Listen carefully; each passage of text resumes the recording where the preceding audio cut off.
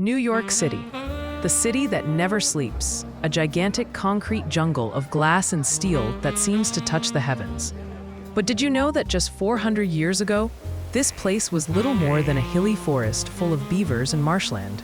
The story of how a small, muddy trading post became the most powerful metropolis on the planet is as spectacular as the skyline itself. It all began long before the first Europeans appeared on the horizon, in a world we would hardly recognize today. The land we know as Manhattan originally belonged to the Lenape, a proud indigenous people who lived in deep harmony with nature. They called the island Mannahatta, a name that in their language meant land of many hills. And that name was literal. Back then, the island was not a flat concrete foundation, but a wild, rugged landscape of dense chestnut and oak forests, sparkling trout streams, and vast salt marshes. Where Times Square flickers with neon lights today, there were once deep valleys where black bears and deer were at home. It was a true natural paradise, rich in resources and strategically positioned between the Hudson River and the East River. The Lenape used the land sustainably. They hunted, fished, and farmed without disturbing the ecological balance. To them, Mannahatta was not a possession to be sold, but a sacred living space. However, the silence of this paradise was abruptly interrupted in 1609. An English ship named the Halve Maen, the Half Moon, appeared on the horizon. At the helm was the experienced navigator, Henry Hudson. Sailing on behalf of the Dutch East India Company, he had a clear, almost obsessive goal. He was searching for the legendary Northwest Passage, a shortcut through the American continent directly to the riches of Asia. Hudson didn't find a way to China, but what he discovered instead would change the course of world history just as dramatically. As he sailed up the river that today bears his name, he immediately noticed the incredible abundance of wildlife. One species in particular caught his attention: the beaver. What sounds like a simple rodent today was the absolute gold of Europe in the 17th century. In the metropolises of the Old World, beaver fur hats were the ultimate status symbol.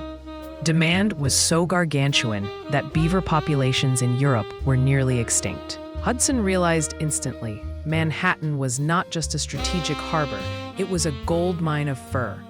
He returned to Europe with reports of these inexhaustible fur resources and triggered a literal gold rush. Except it wasn't metal that lured people, but the prospect of lucrative trade. The Dutch did not hesitate. They understood that whoever controlled the mouth of this massive river system would dominate the entire fur trade of North America. These early encounters between the Lenape and the crew of the Half Moon were marked by curiosity, but also deep mistrust. While the indigenous people traded furs for metal goods or glass beads, the Europeans already saw maps and plots of land in their mind's eye. To the Dutch, Manhattan was not a sacred place, but a strategic trading post. Thus, the foundation was laid for what New York remains at its core today, a place built on trade, entrepreneurship, and the relentless pursuit of profit. The wilderness had to make way for business to bloom. The transition from the pristine Mannahatta to the commercial hub of New Amsterdam had begun, and it would change the world forever. Just 17 years after Hudson's arrival, in 1626, an event occurred that is now considered one of the most famous, yet controversial real estate deals in world history. The protagonist of this tale was Peter Minuit, the newly appointed governor of the colony of New Netherland. Minuit had a clear mandate to legally secure the presence of the Dutch West India Company.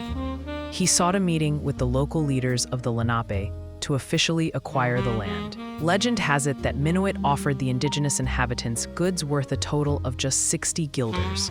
In modern history books, this sum is often translated to the catchy value of $24. An incredible bargain for one of the most valuable pieces of earth, one might think. But behind this number lies a far more complex reality. First of all, those 60 guilders in 1626 were not pocket change.